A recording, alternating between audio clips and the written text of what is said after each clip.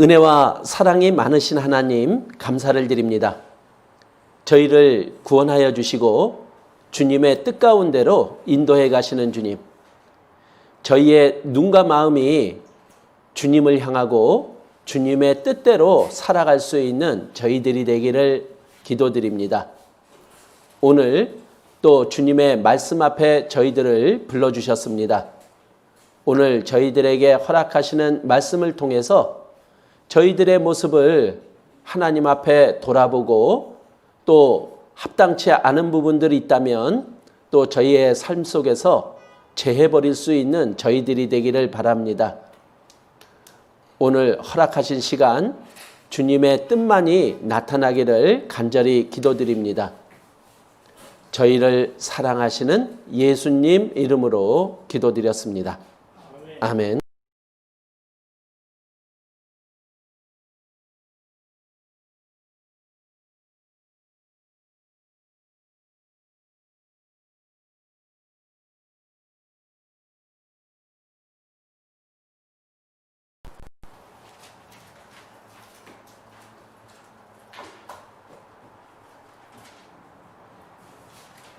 제가 읽어드리겠습니다.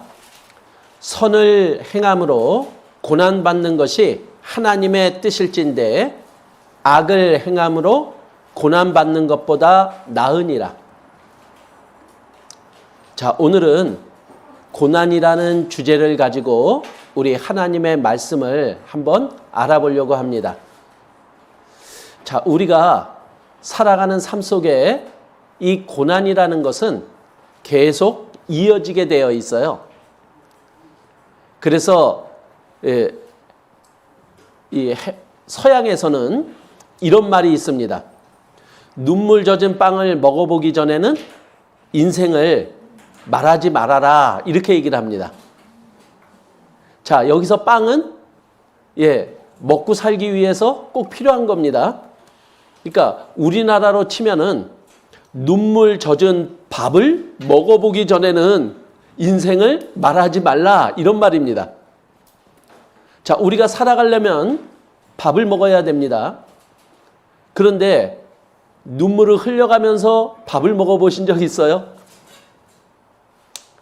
얼마나 힘든 상황에 놓여 있고 얼마나 어려운 일을 당하게 되면은 밥을 먹으면서도 울면서 밥을 먹을까요? 이렇듯 우리가 살아가는 삶 속에는 항상 어려움이 있고 그리고 힘든 상황이 우리들에게 있다라는 말이죠. 근데 우리는 살아가면서 행복한 것을 찾습니다. 그런데 그 행복을 찾아가는 그 길에 어려움도 같이 따라간다라는 거예요. 행복과 고난, 이것은 반대적인 거잖아요. 그런데 그것이 우리에게 동시에 서로를 알게 될 때 마음속에서 진정한 행복을 찾을 수 있다라는 이야기일 겁니다. 전 세계적으로 유명한 한 연구소가 있어요. 그 연구소가 갤럽 연구소라는 데가 있는데요. 전 세계적으로 유명한 연구소입니다. 근데 여기는 조사를 아주 많이 하는 곳입니다. 근데 어떤 조사를 했냐면은 사람들에게 이런 조사를 했어요. 우리가 살아가는데 제일 큰 문제 10가지가 무엇이냐, 그것을 물어보고 조사를 한 겁니다. 그런데 그 10가지 가장 중요한 문제 중에 첫 번째 문제가 왜 이 세상을 살아가는 데는 고난이 있느냐, 이거였습니다. 그러니까 우리 사람들은 고난이 없었으면 좋겠는 거예요. 그런데 우리가 살아가는데 이 고난은 반드시 있게 된다라는 거예요. 그래서 왜 이 고난이 우리에게 있는지 그것을 알고자 하는 거죠. 그래서 그 고난의 의미를 찾는 일은 우리에게 아주 중요한 일이 될 겁니다. 자, 그런데 왜 우리가 살아가는 삶 속에 우리들은 고난을 당하게 되는 것일까? 성경은 이렇게 얘기합니다. 우리 사람이 사단에게 속았었다. 그래서 하나님과 죄 때문에 떨어질 수밖에 없는 그러한 일이 벌어졌고 그 일로 인해서 우리 사람들은 고난 가운데 살아갈 수밖에 없게 되었노라고 성경은 말합니다. 그래서 사람이 하나님이 선악을 알게 하는 나무의 열매를 먹지 말라 이렇게 얘기를 했거든요. 그런데 아담과 하와가 그 선악과를 따먹었어요. 즉 하나님의 말씀에 불순종한 겁니다. 다른 말로는 하나님께 죄를 범한 거예요. 그래서 하나님과 할 수 없는 관계가 된 겁니다. 그래서 에덴 동산에서 아담과 하와는 쫓겨났죠. 그리고 하나님은 죄를 범한 아담과 하와에게 이제 벌을 내린 거예요.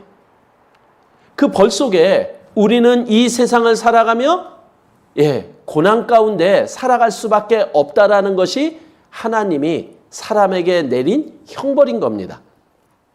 그래서 그 말씀이 창세기 3장 16절에서 19절까지의 말씀 속에 하나님이 아담과 하와에게 내린 그 형벌에 대한 이야기가 기록이 되어 있는 거예요. 자, 아담과 하와에게만 내린 형벌이 아니라 이 세상 모든 사람들에게 내린 형벌이기도 하게 된 겁니다. 그래서 시편 90편 10절에 보면 우리의 삶을 이렇게 얘기를 합니다. 우리의 연수가 70이요. 강건하면 80이라도 그 연수의 자랑은 수고와 슬픔뿐이요. 이렇게 얘기를 합니다. 자, 우리가 주어진 삶을, 이 세상에서 주어진 삶을 살아가는 연수가 70이면 70에서 80이라고 이야기를 하는 거예요. 근데 그 삶을 살고 나면 남는 게 무엇이냐? 바로 수고하고 슬픈 것밖에, 즉 내가 고난 가운데서 살아왔다라는 것만이 남는다라는 거예요. 그래서 오래 사신 어르신분들이 하는 이야기들이 있어요. 나만치 고생한 사람 있으면 나와봐 이렇게 얘기를 해요. 그래서 인생을 살면 살수록 고생은 더 많았다 이 이야기를 하는 거죠. 자, 그런데 여기 에레미야가 3장 33절에 보면은 하나님이 이렇게 말씀하세요. 주께서 인생으로 고생하며 근심하게 하심이 본심이 아니시로다 이렇게 얘기하는 거예요. 그럼 하나님이 우리 사람들에게 이러한 고난을 허락하신 거잖아요. 그럼 하나님이 우리에게 왜 고난을 허락하셨느냐라는 거예요.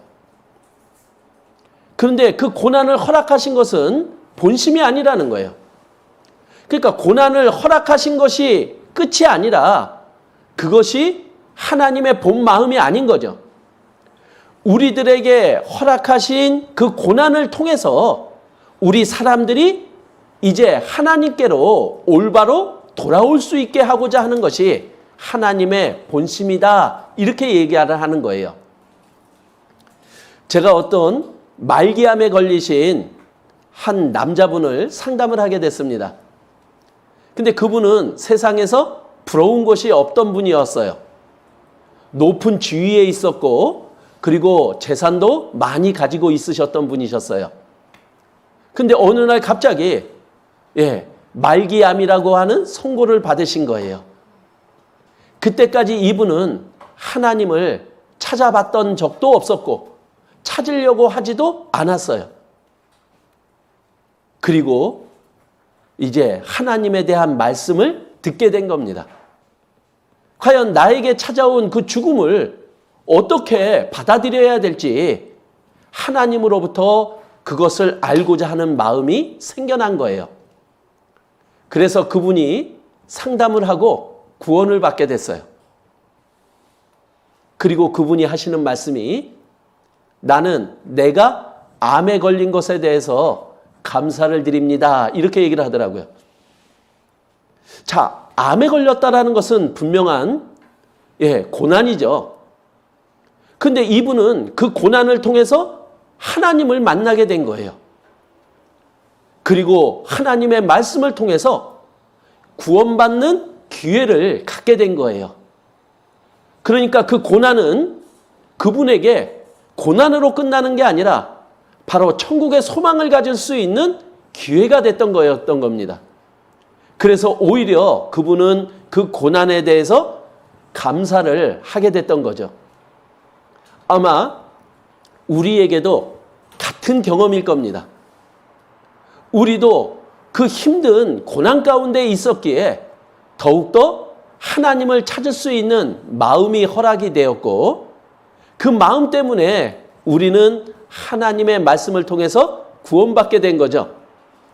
그렇다면은 우리가 처한 그 고난도 감사의 이유가 될 수 있다라는 거죠. 우리는 그렇게 구원을 받았습니다. 그럼 이제 구원을 받았다면 고생 끝, 고난 끝, 행복 시작 이럴까요? 근데 하나님은 성경의 말씀을 통해서 그렇게 말씀하고 있지 않아요. 우리가 구원을 받은 이후에도 고난은 계속 된다라고 우리들에게 말씀하고 있는 거예요. 하나님은 구원받은 우리에게 계속되는 고난을 허락하셨다라고 말씀하고 있습니다. 그래서 요한복음 16장 33절에도 이렇게 말을 하고 있죠. 세상에서는 너희가 환난을 당한다.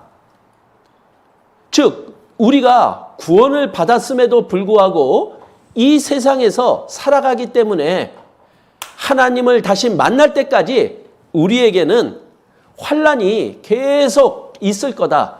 어려움이 계속 있을 거다. 하나님은 이렇게 말씀하고 있는 거예요. 자, 그런데 다른 성경 말씀에서도 이러한 말씀은 계속됩니다. 사도행전 14장 22절에도 이렇게 말씀하고 있거든요. 하나님 나라에 들어가려면 많은 환난을 겪어야 할 것이다.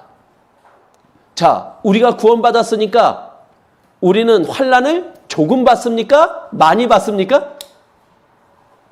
하나님은 우리가 하나님 나라에 들어갈 때까지는 많은 환난을 겪어야 될 거다라고 말씀하고 있는 거예요. 자, 그리고 빌립보서 1장 29절에도 이렇게 얘기하고 있거든요. 하나님은 그를 위하여 고난도 받게 하심이라 이렇게 얘기하고 있어요. 하나님은 구원받은 우리에게 고난을 계속 받게 하실 거다 이렇게 말씀하고 있는 거예요. 자, 이것뿐만이 아닙니다. 디모데후서 3장 12절에도 이렇게 말씀하고 있거든요. 무릇 그리스도 예수 안에서 경건하게 살고자 하는 자는 핍박을 받으리라. 자, 우리가 구원을 받았다면 하나님 안에서 죄를 짓지 않고 하나님의 말씀대로 살아가기를 바라는 마음이 구원받은 우리 마음속에 생기게 됩니다. 그런데 그렇게 살아가려면은 핍박을 받을 거다. 하나님은 우리에게 이렇게 말씀을 하고 있는 거예요. 자, 그러면은 우리 핍박받는 거 좋아하지 않죠? 그러면 나는 핍박받지 않기 위해서 하나님의 말씀대로 살아가지 않을 겁니까? 그거는 아니죠. 하나님의 말씀대로 살아가는 것이 내가 핍박받는 것보다 더 중요한 일이거든요. 근데 하나님이 핍박을 받을 거다라고 말씀하신 것은 뭐냐? 그 핍박이 핍박으로 끝나는 게 아니라, 즉 어려움이 어려움으로 끝나는 게 아니라 그 어려움 속에서 더 큰 영광과 또한 더 큰 행복을 또 더 큰 상급을 우리에게 주시겠다라는 약속이 포함되어 있는 거예요. 그러기에 하나님은 결코 우리들에게 그 핍박을, 그 고난을, 그 어려움을 피해가지 말아라 이렇게 얘기를 하는 거예요. 그것은 피해가야 될 것이 아니고 당당히 맞서야 되고 이겨야 될 것임을 우리들에게 말씀해주고 있는 겁니다. 그래서 베드로전서 4장 12절에는 이렇게 얘기하고 있는 거죠. 너희를 시련하라고 오는 불시험, 이게 바로 고난이고 어려움이다 이렇게 얘기를 하고 있는 거예요. 그래서 우리가 구원받고 살아가는 삶 속에서 우리에게 다가오는 어려움과 고난들, 이거를 이상히 여기지 말아라 이렇게 얘기를 하는 거예요. 왜? 이것은 우리를 실현하려고 하는 거다. 즉 우리를 올바른 그리스도인의 모습으로 만들어가는 과정이고 그리고 훈련이다 이렇게 하나님은 말씀하고 있는 거예요. 그래서 베드로전서 3장 17절에는 이렇게 말씀하세요. 선을 행함으로 고난받는 것이 하나님의 뜻이다 이렇게 얘기를 합니다. 자, 우리가 구원을 받았다면 하나님의 뜻대로 살아가야 되는 거예요. 그런데 하나님의 뜻대로 살아가는 그 속에는 고난받는 일이 분명히 있을 거다. 그런데 그 고난을 통해서 우리를 더욱더 하나님의 사람으로 구원받은 그리스도인으로서 올바르게 만들어 가시고자 하는 것이 하나님의 뜻이다 이렇게 이야기를 하고 있는 거예요. 즉 다른 말로 얘기를 하면 우리가 구원받은 이후에 이 고난을 우리가 받지 않으면은 하나님의 선을 올바로 행해 나갈 수 없다 이 말인 겁니다. 그래서 우리는 하나님의 말씀대로 살아가면서 고난도 함께 받자, 이것이 하나님의 뜻인 거예요. 그런데 고난 받는 것으로 끝나는 게 아니라 우리가 그렇게 고난을 받으면 하나님이 이길 수 있게 도와주시고 또 그것을 이겨내므로 하나님은 우리에게 상급과 영광도 함께 주신다라고 말씀하고 있는 거예요. 자, 그래서 우리는 구원받은 후에도 고난을 받게 됩니다. 근데 하나님 말씀에 그 고난에도 다른 유형이 있어요. 어떤 유형이 있냐면은 베드로전서 2장 19절에서 20절까지의 말씀에는 이렇게 말씀합니다. 애매히 받는 고난이 있다 이렇게 얘기를 합니다. 즉 아무런 내가 이유도 없이 내가 아무 잘못도 없이 나에게 어려운 일이 고난이 일어날 때 이것을 애매히 받는 고난이다 이렇게 얘기를 합니다. 그런데 이렇게 애매히 받는 고난 뒤에는 분명히 아름다움이 있고 하나님의 칭찬이 있다 약속을 하고 있는 거예요. 자, 나를 구원해 주신 하나님이요, 나를 아름답게 보신다면요, 그것이 우리가 살아가야 될 모습 아니겠습니까? 그런데 내가 어떤 이유 없이 애매히 고난을 받는다면 그 모습은 하나님이 보시기에 아름다운 모습이다라는 거예요. 그리고 하나님의 칭찬이 있을 거다. 잘했다. 이러한 칭찬이 있을 거다라는 거예요. 우리 하나님께 칭찬받는다면요, 나를 죽기까지 사랑해 주신 주님이 나를 칭찬해 주신다면 그것보다 더 좋은 일은 없을 것 아니겠습니까? 그렇다면 이 애매히 받는 고난은 우리가 감당해야 될 거다라고 말씀하고 있는 거예요. 그런데 또 하나의 고난이 있어요. 구원받은 우리에게. 그것은 뭐냐? 우리가 죄를 지으면 하나님이 징계하시는 고난이 있는 거예요. 자, 하나님은 구원받은 우리가 하나님의 뜻대로 살아가지 못하면 하나님은 우리를 야단치세요. 매를 대세요. 그것을 징계라고 이야기를 하는 거죠. 근데 그러한 고난은 부끄러움이 있다라고 이야기를 하는 거예요. 그래서 우리가 하나님 앞에 부끄러운 자로 서서는 안 되잖아요. 우리는 하나님 앞에 아름다운 모습, 칭찬받는 모습이 되어야 될 겁니다. 그렇다면은 우리가 죄를 범함으로 하나님께 징계를 받는 고난이 아니라 하나님이 우리를 단련시키는 그 고난 가운데 그것을 이겨나가는 우리가 되어야 됨을 또한 우리에게 요구하고 있는 겁니다. 그래서 구원받은 우리에게는 여러 가지 어려움들이, 고난들이 일어납니다. 그래서 우리가 살아가는 여러 가지 환경들이 또 우리에게 어려움을 주기도 해요. 경제적인 어려움도 있을 거고요.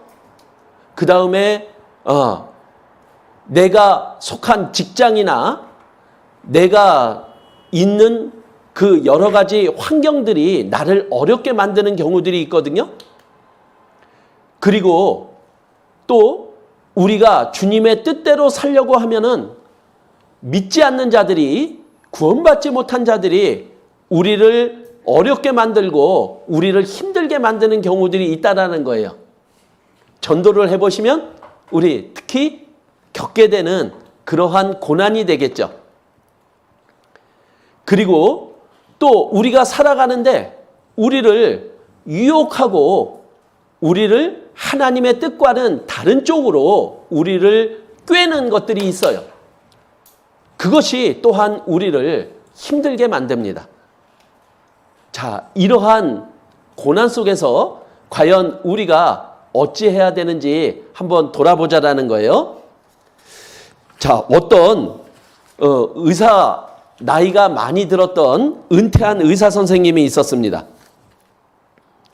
그런데 그 의사 선생님이 2년 전에 가장 사랑하는 아내를 잃었어요. 그러니까 아내가 먼저 죽으신 겁니다. 자, 그랬더니 그 이후에 이 의사 선생님이 이제 마음의 병이 생긴 거예요. 그래가지고 유명한 또 다른 의사 선생님한테 찾아갔던 거예요. 그래서 과연 이 사람을 어떻게 치료해 줘야 될 것 같습니까? 그러니까 이 의사 선생님은 아내를 잃고 그 이후에 너무나 힘든 상황에 빠져버리게 된 거죠.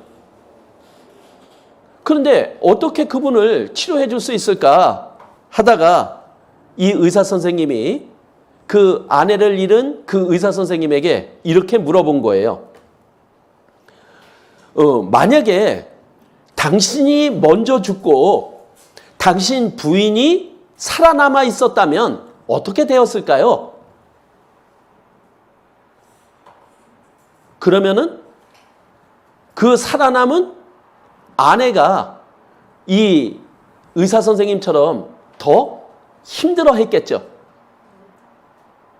그래서 아마 그녀는 나보다, 내 아내는 나보다 더 힘들었을 겁니다.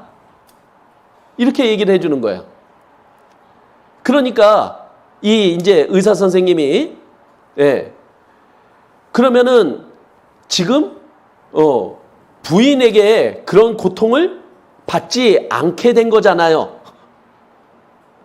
그리고 오히려 선생님이 그 고통을 받는다라는 게 더 좋은 결과가 되지 않겠습니까?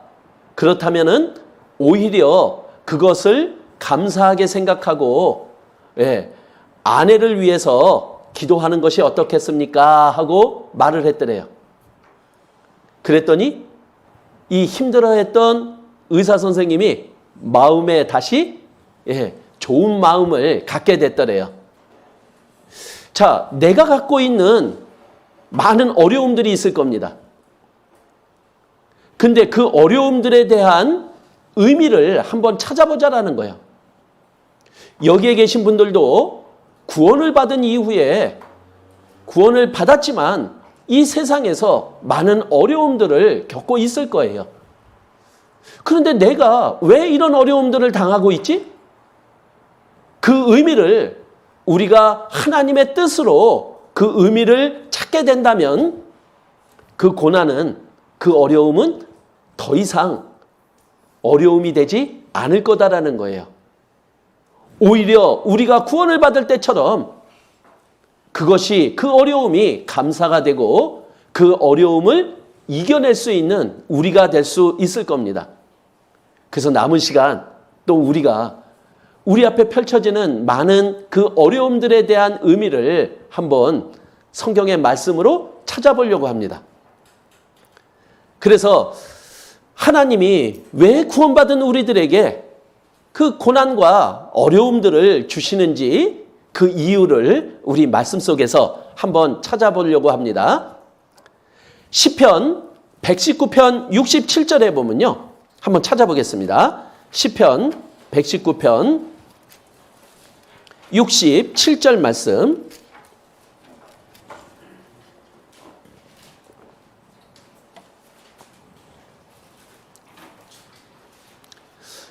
고난 당하기 전에는 시편 119편 67절 말씀입니다.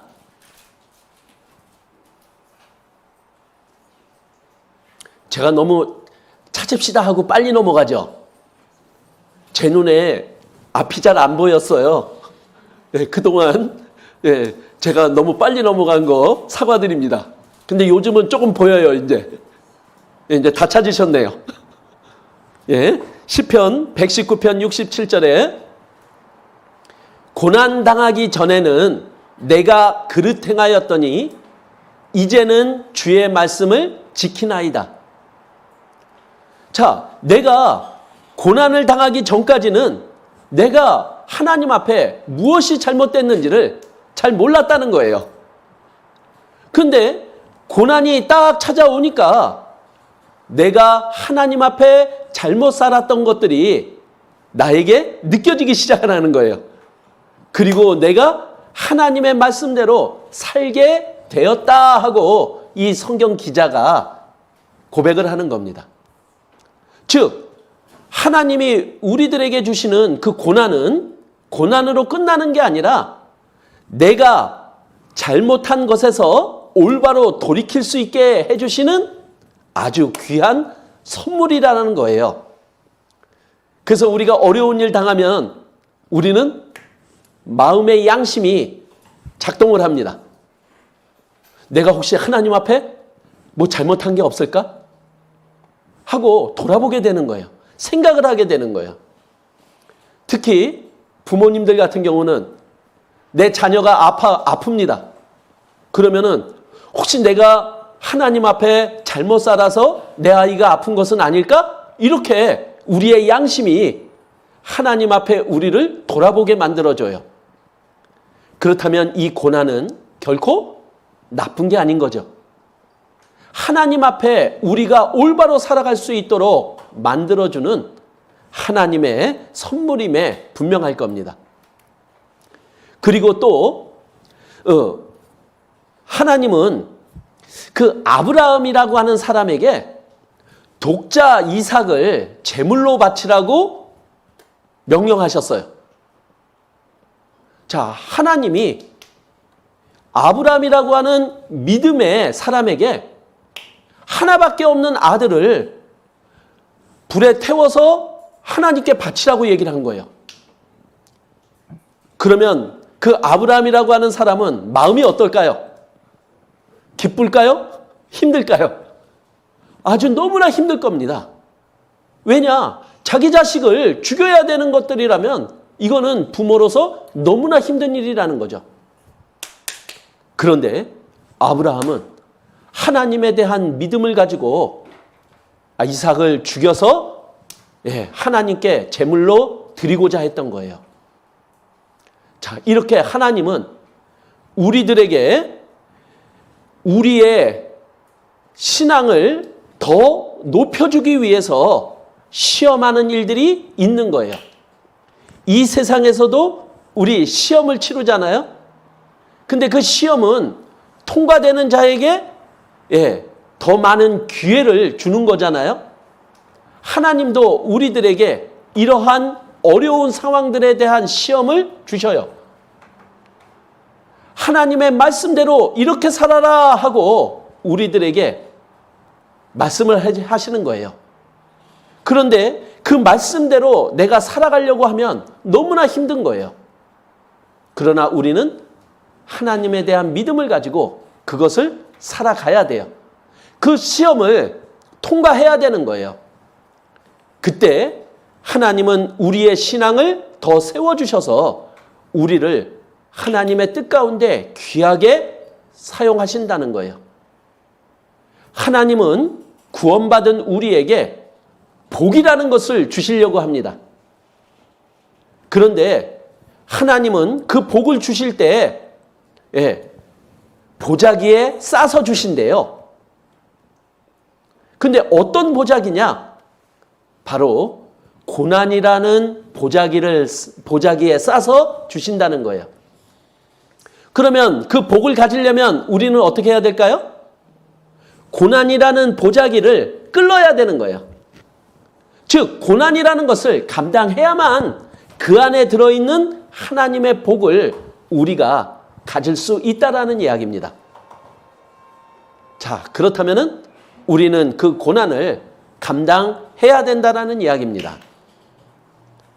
그리고 하나님은 그 고난을 통해서 우리를 하나님의 사람으로 온전하게 만들어가는 일을 합니다. 자, 우리 구원받았죠? 그런데 구원받은 것은 너무나 중요한 사실이죠. 그런데 구원을 받았다면 우리들에게는 신분이라는 것이 주어져요. 바로 그리스도인이라고 하는 신분이요.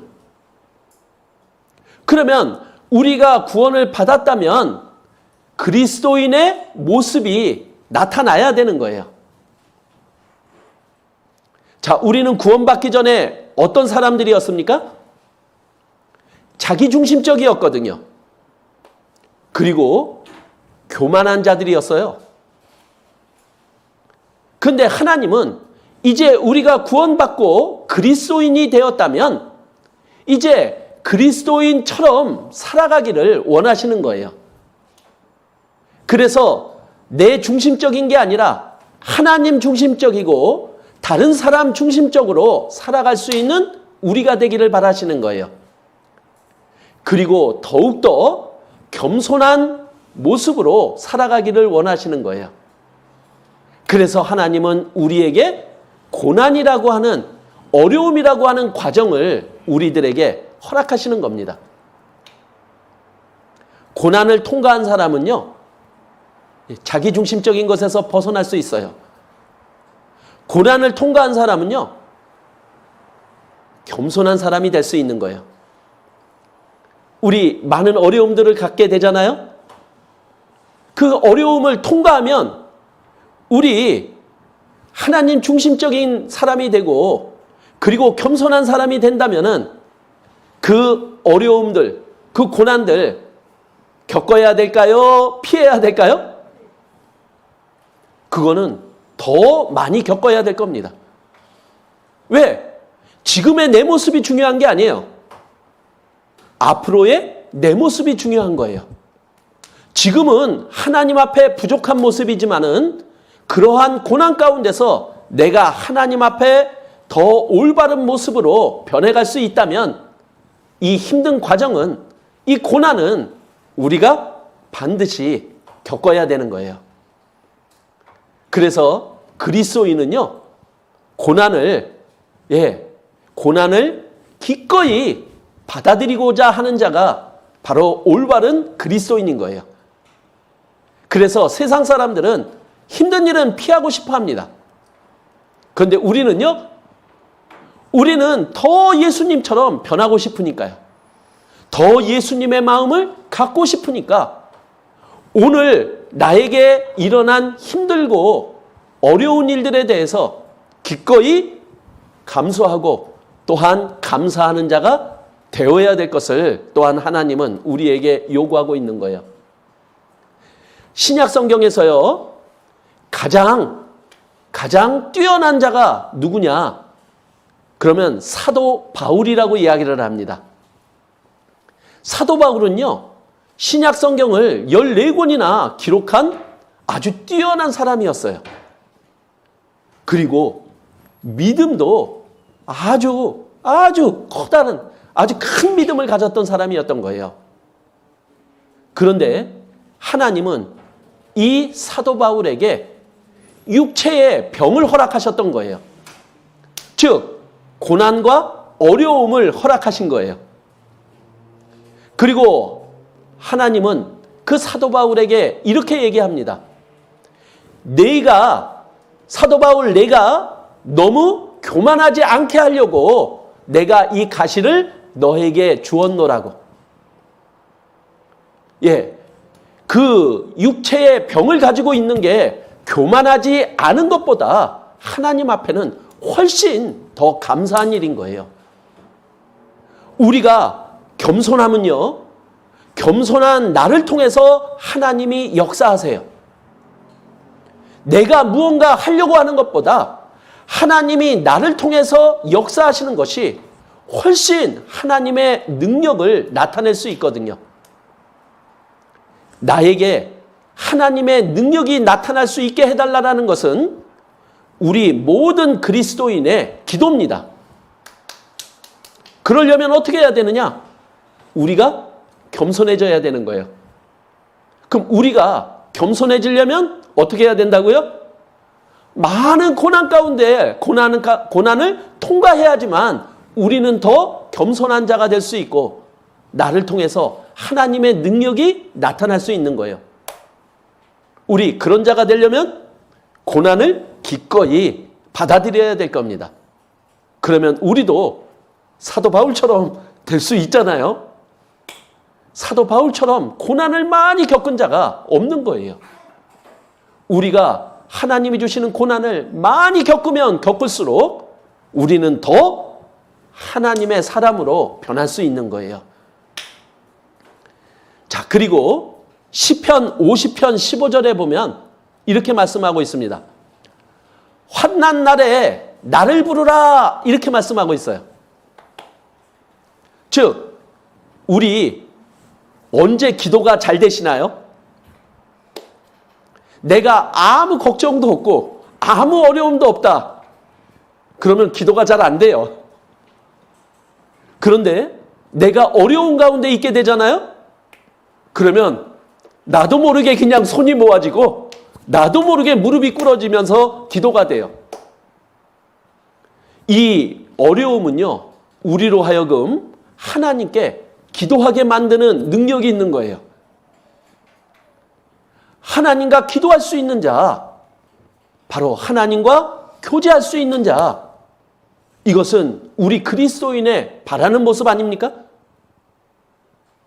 그래서 우리는 이 환난 날에 이 고난을 통과하면서 우리는 기도하는 자가 될 수 있는 겁니다. 그래서 환난은 하나님이 우리들에게 허락하시는 겁니다. 그래서 우리가 기도를 하잖아요. 하나님은 상황을 바꿔주지는 않습니다.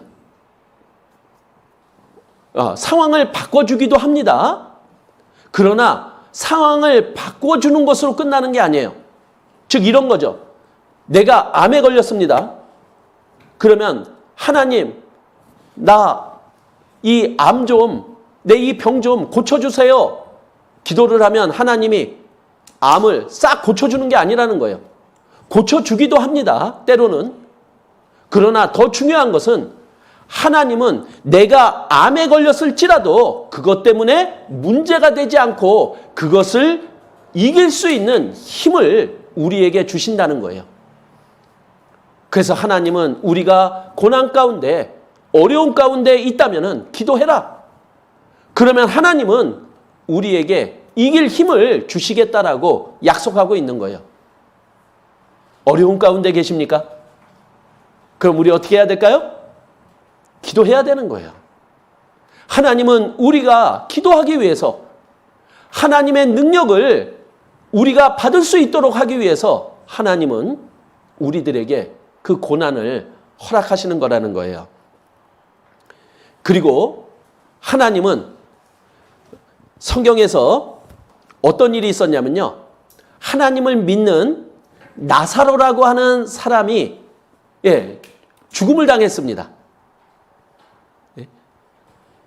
그런데 그 죽음을 당했다라는 이야기는 그 가족들에게 너무나 큰 고난일 겁니다. 그런데 왜 예수님은 그 믿음이 좋았던 젊은 나사로라고 하는 사람에게 죽음이 진행이 되도록 그냥 놔두셨나라는 거예요. 왜 어려움 가운데 그냥 놔두셨냐라는 거예요. 그런데 요한복음 11장 4절에 그 이유를 예수님은 이렇게 얘기를 합니다. 하나님의 영광을 위해서다, 이런 거죠. 그렇게 모든 가족들이 어려운 가운데 있었다라는 것, 그러나 결과는 예수님이 그 죽은 나사로를 다시 살려주셨어요. 즉 하나님은 우리의 어려움을 통해서 하나님의 영광을 나타내는 일을 하시는 거예요. 즉 우리가 어려움 가운데 있다. 그 어려움은 어려움으로 끝나는 것이 아니라 하나님을 통해서 영광으로 변해야 될 것이다. 이렇게 얘기를 하고 있는 거예요. 그래서 하나님을 알지 못하는 사람들, 하나님을 믿지 못하는 사람들에게 구원받은 우리의 어려움을 통해서 우리가 그것을 이겨내므로 하나님의 영광을 나타내는 우리가 되어야 될 것을 하나님은 원하시는 거예요. 과연 우리는 우리 앞에 있는 많은 어려움들을 어떻게 받아들여야 되느냐라는 거예요. 자, 그리고 하나님이 우리에게 그 어려움과 고난을 허락하시는 이유가 무엇이냐? 베드로전서 5장 10절에는 이렇게 말씀하십니다. 잠깐 고난을 받은 너희를 친히 온전케 하시며 굳게 하시며 강하게 하시며 터를 견고케 하시리라. 하나님은 우리를 구원해 주셨습니다. 그리고 구원받은 우리에게 원하시는 게 있어요. 바로 우리에게 원하시는 것은 뭐냐? 우리가 온전한 그리스도인이 되기를 바라시는 거예요. 그리고 우리의 믿음이 굳게 되기를 바라시는 거예요. 그리고 우리가 강한 자가 되기를 바라시는 거예요. 그리고 우리의 우리 믿음의 그거를 더 견고하게 만들어 가시려고 하시는 거예요. 그런데 하나님은 우리에게 잠깐의 고난을 통해서 이렇게 만들어 가신다 말씀하고 있는 거예요. 즉 우리에게 지금 진행되고 있는 이 고난들, 어려움들, 그것은 지나갑니다. 그것은 영원히 계속되는 게 아니에요. 그래서 하나님은 우리에게 영원히 계속되는 행복한 천국을 약속해 놓으신 거잖아요. 그리고 이 세상에서의 어떤 어려움, 어떤 고난도 그것은 지나간다라고, 그것은 잠깐이라고 우리들에게 말해주고 있는 거예요.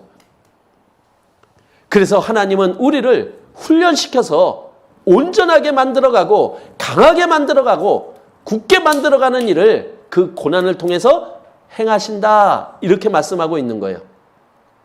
자, 어떤 자가 되고 싶으십니까?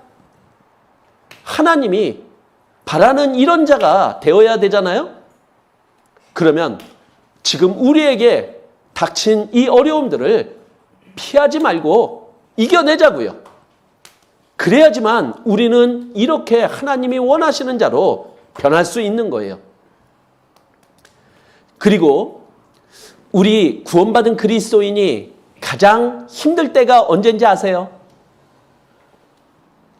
구원받은 그리스도인이 가장 힘들 때는 언제냐? 하나님이 나와 함께 하시는 것을 느끼지 못할 때예요. 즉, 나는 구원을 받았고 하나님이 구원받은 자와 함께 해주신다라고 약속을 하셨는데 나는 그것을 느끼지 못해요. 그러면 이거는 구원받지 못한 자의 마음인 거예요. 그러면 그것이 가장 힘든 거죠.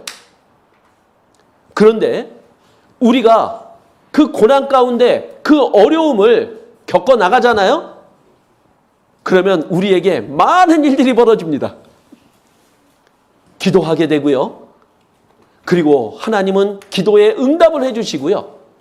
그리고 그것을 지나면서 하나님이 어떻게 역사하시고 나와 어떻게 함께 하시는지를 느끼게 해주시는 거예요. 그래서 성경에서 가장 큰 고난을 받은 사람 한 사람을 꼽아라 그러면은 욥이라고 하는 사람을 꼽습니다. 사람으로서는 겪을 수 없는 최고의 고난을 겪었던 사람이에요.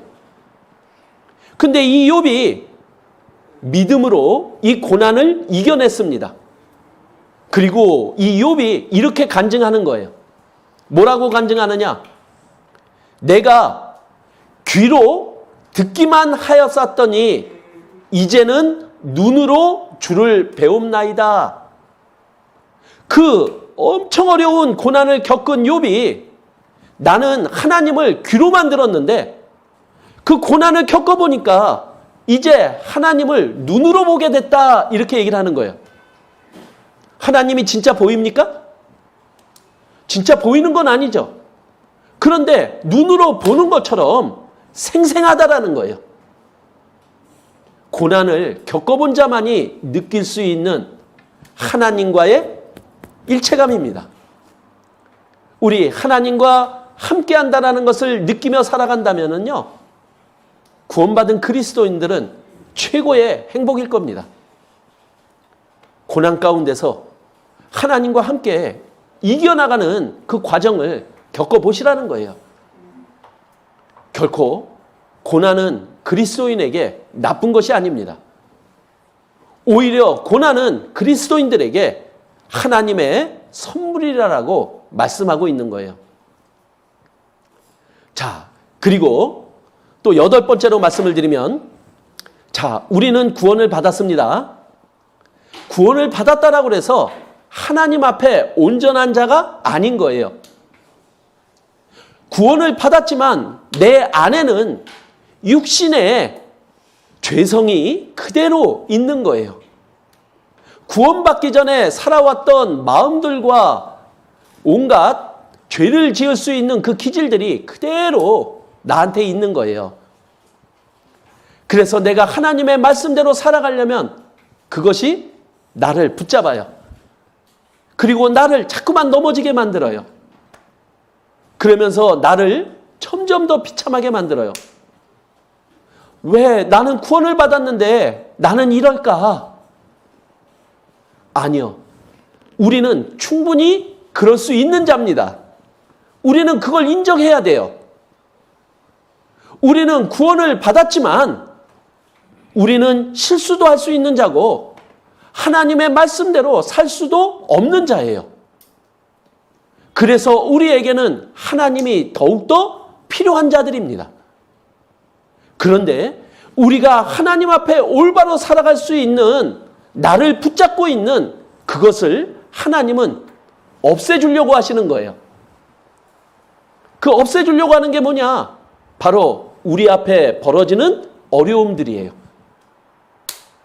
그 어려움들 속에서 내가 있게 되면은 내가 하나님 없이는 살아갈 수 없구나. 그것을 알게 해줘요. 하나님의 도움 없이는 살아갈 수 없구나. 나는 별 볼 일 없는 자구나. 이거를 알게 해주는 거예요. 우리는 대단한 자가 아니에요. 그러나 우리는 대단한 자예요. 왜냐? 우리는 하나님과 함께 할 수 있어서, 하나님의 도움을 받을 수 있어서 대단한 자인 겁니다. 근데 그것을 인정하지 못하잖아요? 그러면 내가 대단하다라고 여기는 거예요. 그래서 나는 올바로 내 힘으로 올바로 살아갈 수 있고 내 힘으로 모든 것을 할 수 있다라고 하는 교만한 마음이 들어와요. 이것은 신앙의 적입니다. 근데 어려운 가운데 놓이게 되면 나는 하나님 앞에 진짜 연약한 자구나. 나는 하나님의 도움이 진짜 필요한 자구나. 그래서 하나님께 기도할 수밖에 없는 자구나. 이러면서 나의 마음에 합당하지 않은 것들을 하나님이 제거시켜 주는 거예요. 그래서 욥이 그 어려운 고난을 통과한 다음에 욥은 또 이렇게 간증을 합니다. 나는 내 앞에 벌어지는 일들을 모릅니다. 이렇게 간증하고요. 그리고 이렇게 얘기하는 거예요. 그가 나를 단련하신 후에는 내가 정금같이 나오리라. 그 어려운 가운데 하나님은 나를 단련시켰다. 나의 모나고 합당하지 않은 안 좋은 마음들을 하나님이 제거시켜 주셔서 하나님이 사용할 수 있는 가장 아름다운 순수한 금으로 만들어 주셨다. 이렇게 간증하고 있는 거예요. 그래서 우리가 어려움을 보지 말고 어려움을 통과하고 난 후에 하나님이 보시는 아름다운 내 모습을 생각해 보자고요. 그러면 그 어려움은 통과할 만한 거라는 거예요. 아니요. 반드시 구원받은 그리스도인이 통과해야 될 과정이라고 우리는 알게 되는 거예요. 자, 그리고 하나님은 구원받은 우리가 죄에서 구별되기를 바라세요. 그리고 더욱 깨끗한 자가, 경건한 자가 되기를 바라고 계신 거예요. 그래서 하나님은 우리가 그런 자가 될 수 있도록 우리에게 고난을 허락하신다 하고 말씀하고 있는 거예요. 그래서 베드로전서 4장 1절에는 이렇게 말씀하고 있는 거죠. 이 고난이 뭐냐? 이는 육체의 고난을 받은 자가 죄를 그쳤음이라 이렇게 기록하고 있거든요. 우리가 고난을 통과하게 되면은 그 고난을 통과하면서 하나님의 말씀대로 살아갈 수 있는 자로 변하게 될 수 있다. 이렇게 얘기를 하는 거예요. 죄가 무엇입니까? 하나님의 말씀을 어기는 게 죄인 거죠. 그런데 하나님이 우리에게 고난을 통과시키시면 그 고난 가운데서 우리는 더 하나님을 바라보고 하나님의 말씀대로 순종하며 나아갈 수 있는 나로 변해갈 수 있는 거예요. 그런데 우리가 만약에 그 고난을 거부한다면요. 그 고난을 피한다면 결과는 하나님 앞에 깨끗하지 못한 자, 죄를 짓는 자로 그대로 남아있을 거라는 거예요. 생각만 해도 끔찍한 겁니다. 자, 그리고 우리가 그 고난을 통해서 하나님 앞에 합당한 마음을 갖게 해주신다라고 말씀하고 있는 거예요. 그래서 여러 가지 어려움들을 만나면은 그 어려움들이 결과적으로 야고보서에 보면은 인내를 만들어낸다 하고 약속하고 있는 거예요. 인내라는 게 무엇입니까? 오래 참는 거죠. 자, 우리 고린도전서 13장에 보면은 사랑에 대해서 말씀하잖아요. 근데 처음 시작이 뭐라고 얘기하느냐? 사랑은 오래 참고 이거부터 나옵니다. 그러니까 이 인내는 구원받은 그리스도인의 제일 가져야 될 마음인 거예요. 오래 참는 거. 그런데 고난을 통과하면 자연스럽게 우리의 마음속에 참는 인내라고 하는 참아내는 마음이 우리 안에 생겨지게 된다는 거예요. 자, 인내 갖고 싶어요? 우리가 가져야 될 예수님의 마음입니다. 그렇다면 우리는 그 고난을 통과해야 되는 자들인 거예요. 고난을 많이 통과하면 통과할수록 우리들에게 더 큰 인내가 생기게 될 겁니다. 하나님은 구원받은 자를 통해서 우리들에게 또 시험을 허락하셔요. 그래서 우리 교회 안에서도 다른 형제자매들 때문에 힘든 경우들이 종종 생깁니다. 경험해 보셨죠? 저 형제님 때문에 나는 너무 힘들어. 나는 저 자매님 때문에 너무 힘들어. 이런 경험을 해보셨을 거예요. 그런데 그것을 어떻게 받아들여야 될까요? 자칫 나는 저 형제가 미워. 나는 저 자매님 미워. 이러면은 이거는 합당하지 않은 거예요. 그거는 그 어려움을 피하는 거고 거부하는 거예요. 그런데 그 어려움 속에서 그것을 참아내는 겁니다. 참아내는 것 속에는 반드시 따라가야 될 것이 기도예요. 하나님이 나에게 왜 저 형제님을, 저 자매님을 통해서 어려움을 갖게 해주셨을까? 그러면서 기다리는 거예요. 내가 기도하니까 하나님이 응답해 주실 때까지 기다리는 거예요. 근데 그 시간이 지나면서 내 안에 참아내는 마음을 하나님이 주신 거예요. 그때 비로소 그 형제님이, 그 자매님이 감사한 거예요. 왜죠? 그 형제님과 그 자매님은 나 때문에 나쁜 역할을 맡은 거잖아요. 그래서 이제 됐다 이렇게 생각할 수도 있거든요. 그런데 웬걸요? 나를 더 힘들게 하는 자매님과 나를 더 힘들게 만드는 형제님을 또 붙여주시는 거예요. 아니, 하나님 왜 이러세요? 나 지금 통과했는데? 아니요. 하나님은 내가 더 큰 인내를 갖기를 원하시는 거예요. 그러니까 우리는 더 또 참아내며 기다리며 이겨내는 자가 되어야 될 것을 하나님은 요구하고 계시는 거죠. 자, 하나님은 구원받은 그리스도인에게 무엇을 원하시냐면요. 하나님을 의지하는 자가 되기를 원하시는 거예요. 자, 우리 사람은 연약합니다. 부족합니다. 그런데 우리는 완전한 자가 될 수 있는 거예요. 그 완전함은 내가 이루는 것이 아니라 하나님께 의지함으로 하나님과 함께함으로 이루어지는 결과라고 말씀하고 있는 거예요. 그래서 우리는 하나님을 만날 때까지 하나님을 의지하는 자가 되어야 되는 거예요. 그러려면 하나님은 우리들에게 고난과 어려움을 허락하시고 그 가운데 계속해서 하나님을 의지하도록 만들어가는 거죠. 그리고 그 의지할 때 하나님의 도움은 어김없이 우리들에게 진행이 됩니다. 자, 신앙생활은 다른 게 아니죠. 구원받은 이후에 신앙생활이 무엇이냐라는 거예요. 하나님을 의지하는 겁니다. 하나님을 바라는 겁니다. 우리의 그 삶은 계속되어야 되는 거예요. 한 10분만 조금 더 진행을 할게요. 자, 우리는 구원받은 이후에 이 세상 속에 살아갑니다. 근데 이 세상 속에 살아가다가 보면 세상에 자꾸만 물들게 돼요.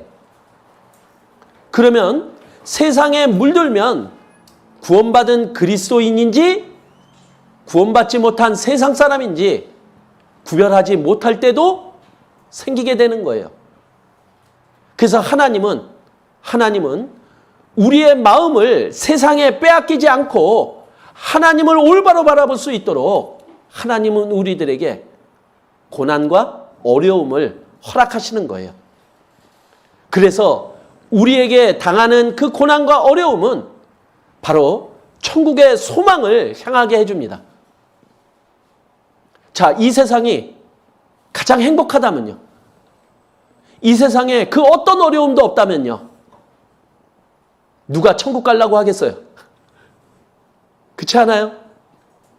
근데 진짜 힘들고 어려우면 우리 어떤 기도 나옵니까? 하나님, 나 천국 데려가 주세요. 이런 기도 나오잖아요. 우리의 힘들고 어려움 속에서 더욱더 천국의 소망은 우리들에게 밝아지는 거예요. 우리가 진짜 주님을 위해서 살았는지 안 살았는지 그거 알 수 있는 방법이 있죠. 내가 주님을 위해서 살면서 내가 진짜 힘들어서 나 천국 가고 싶다라고 그것을 바라는 마음이 우리 안에 있다면요. 우리는 진짜 올바르게 사는 겁니다. 이 세상의 어려움과 고난은요. 우리들에게 천국의 소망을 갖게 해줍니다. 그리고 또 시편 기자는요. 119편 67절에 이렇게 얘기를 합니다. 예. 내가 고난당하기 전에는 내가 그릇 행하였더니 이제는 주의 말씀을 지키나이다. 그리고 71절에 고난당한 것이 내게 유익이라 이렇게 말씀합니다. 그래서 그 고난을 통해서 우리가 하나님의 말씀대로 살아가는 자가 될 수 있다면요. 그 고난은 분명히 유익임에 분명하다라는 거예요. 자, 우리에게 구원받은 그리스도인에게 허락되는 고난과 어려움은요. 그것으로 끝나지 않는다고 그랬죠? 그것은 영광으로 상급으로 이어진다라고 이야기를 하는 거예요. 하나님은 구원받은 우리에게 상급을 주고 싶어 하십니다. 그리고 영광을 주고 싶어 하시는 거예요. 그런데 그 상급과 영광은 그 고난과 어려움을 통과한 자들에게 하나님이 주시는 선물입니다. 그래서 우리 그것을 믿고 우리에게 허락된 그 어려움들, 고난들을 이겨내보자라는 거예요. 그래서 영광을 받기 위해서는 고난도 함께 받아야 될 것이라고 하나님은 말씀하고 있는 거예요. 그리고 그 고난을 즐거워하라라고 말씀하고 있는 거예요. 자, 그런데 그 고난을 이겨내려면 어떻게 해야 될까요? 고난을 이겨내려면 내 힘 가지고는 안 됩니다. 그래서 그 고난을 이겨내려면 우리는 주님과 함께 해야 돼요. 그리고 또 하나의 방법은 뭐냐? 그 고난을 이겨내려면 말씀대로 살아가는 나의 삶이 그 고난을 이겨내게 만들어줍니다. 말씀대로 살아가는 그 삶에는 하나님의 능력이, 하나님의 힘이 공급되기 때문에 그래요. 우리가 하나님의 말씀대로 살아가지 않으면요, 고난은 점점 더 커집니다. 우리는 고난에 넘어지는 자가 될 수밖에 없는 거예요. 우리는 하나님과 함께하며 하나님의 말씀대로 살아가면서 그 고난을 이겨내고 그 고난이 오히려 기쁨이 되고 감사가 되는 우리가 되어야 될 것을 하나님은 우리에게 요구하고 계신 거예요. 자, 하나님의 약속의 말씀을 우리 마음속에 새겨보자라는 거예요. 고린도전서 10장 13절에 이렇게 말씀하십니다. 사람이 감당할 시험 밖에는 너희에게 당한 것이 없나니 오직 하나님은 미쁘사 너희가 감당치 못할 시험 당함을 허락지 아니하시고 시험 당할 즈음에 또한 피할 길을 내사 너희로 능히 감당하게 하시느니라. 자, 하나님의 약속입니다. 우리에게 많은 고난과 어려움들이 진행이 됩니다. 근데 하나님이 허락하신 고난과 어려움은 감당할 만한 것만 하나님이 허락하신다는 거예요. 지금 나는 내 앞에 펼쳐진 어려움들, 그거 우리 하나님과 함께 이겨낼 수 있는 어려움입니다. 왜? 하나님이 약속하셨으니까. 그런데 이럴 때가 있을 거예요. 하나님, 이건 제가 진짜 못 감당하겠어요. 그때가 있을 겁니다. 근데 그때는 하나님이 피할 길을 주시겠다라고 약속하고 있는 거예요. 그러면 우리 앞에 놓여진 어려움들, 고난들, 우리 감당해야 될까요? 피해야 될까요? 하나님이 허락하신 고난은 우리가 분명히 감당해야 되는 거예요. 그리고 그 속에 하나님의 뜻을 우리가 올바로 받아들여야 될 겁니다. 자, 구원받은 그리스도인에게 최고의 약속이 또 있잖아요. 이사야서 41장 10절 말씀이요. 두려워 말라. 내가 너와 함께함이니라. 놀라지 말라. 나는 내 하나님이 됨이니라. 내가 너를 굳세게 하리라. 참으로 너를 도와주리라. 참으로 나의 의로운 오른손으로 너를 붙들리라. 우리에게 고난이 찾아옵니다. 우리에게 어려움이 생깁니다. 우리는 어떻게 합니까? 두려움이 올라옵니다. 그리고 놀라게 됩니다. 근데 하나님은 두려워하지 말라는 거예요. 놀라지 말라는 거예요. 왜죠? 구원받은 나는, 구원받은 우리는 혼자가 아니라는 거예요. 하나님이 함께 해주시면서 손잡아 주시겠다라고 약속하는 거예요. 하나님이 도와주시겠다라고 그 어려움과 고난을 이겨낼 수 있게 해주시겠다라고 약속하고 있는 거예요. 고난과 어려움이 내 앞에 펼쳐질 때 더욱 우리의 믿음이 필요합니다. 약속의 말씀을 붙잡으세요. 그렇다면 우리는 그것을 이겨내고 더 정금같이 하나님 앞에 합당한 자로 변할 수 있는 기회를 갖게 되는 거예요. 그래서 우리 앞에 지금 진행되는 어려움들, 자, 피하지 맙시다. 예, 감당하자고요. 그래서 당당하게 이겨내보자고요. 주님과 함께. 그리고 주님의 약속의 말씀을 붙잡고 그것을 통과해서 우리 하나님 앞에 더욱 합당한 자로 한번 우뚝 서보자고요. 고난은 하나님의 선물입니다. 예, 그 선물 우리가 다 받고 더 믿음의 그리스도인으로서 서주시기를 부탁을 드리겠습니다. 예, 기도로서 마치겠습니다. 은혜와 사랑이 많으신 하나님 감사를 드립니다. 고난 가운데 또한 저희를 구원받게 하여 주셔서 감사를 드립니다. 이제 저희들의 마음이 천국의 소망을 붙잡고 살아갑니다. 그리고 주님 만날 때 더욱 부끄러워하지 않고 더욱 당당한 저희들이 되기를 바랍니다. 그래서 저희들에게 주님을 만날 때까지 허락하신 그 고난과 어려움들을 당당히 주님과 함께 이겨내는 자가 될 수 있기를 주님께 기도드립니다. 그래서 더욱더 주님을 나타내고 주님께 영광을 드리는 저희들이 되기를 바라옵니다. 그래서 합당하지 않은 저희들의 마음 제하여 주시고 주님의 뜻을 마음속에 올바로 받아들임으로 그 고난들을 당당히 이겨내는 저희들이 되기를 하나님께 기도드립니다. 또 지금 코로나 사태로 많은 어려움 가운데 있습니다. 그 어려움도 주님과 함께 말씀으로 이겨나가는 저희들이 될 수 있기를 기도드립니다. 저희를 사랑하시고 구원하여 주신 예수님 이름으로 기도드렸습니다. 아멘.